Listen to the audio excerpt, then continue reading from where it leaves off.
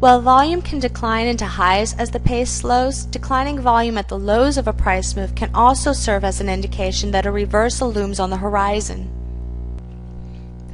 BIDU is a stock that commonly experienced strong price movement, both higher and lower.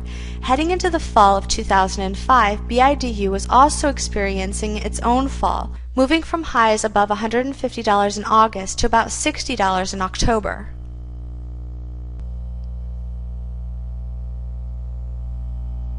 The stock took back some of its losses heading into the winter, but volume dried up as it moved to new lows in early 2006. This selling was slower than the prior year. Even though the volume picked up a little bit in February, it was not until BIDU broke strongly higher in May that the volume really began to increase. It remained higher than the prior 6 months throughout the rest of the year, providing a confirmation of its renewed bullishness. Even though the pace shown here in the move lower in December and January was slower than the prior selling back here in August through October, it was not significantly slower than average. This accounts for the longer time it took for the volume to return, although I suspect that news also played a role at the beginning of May. I2 Technologies, ITWO, has 2 examples of volume declining into lows.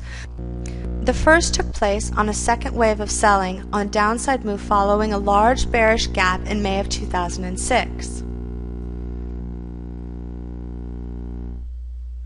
Another occurred in July, when the stock fell under $12 a share. In this second low volume decline, the price action was choppier than the one in May. There was greater overlap from one day to the next.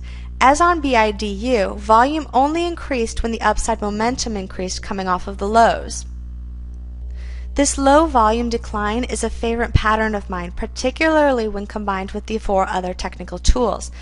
This can be a more difficult strategy to master due to a tendency to initially trap eager buyers, such as in mid-May. You can see the slightly lower low here. But powerful reversals, such as those in August, are very common. The main drawback is that they can get off to a slow start and will often require a bit of patience initially before providing more than ample rewards. I actually prefer to see a trap where an initial attempt to reverse fails before entering a position such as this. Or I prefer to wait and time a setup based upon a smaller time frame, such as on a 60-minute chart when the daily chart is one that has formed this type of volume activity.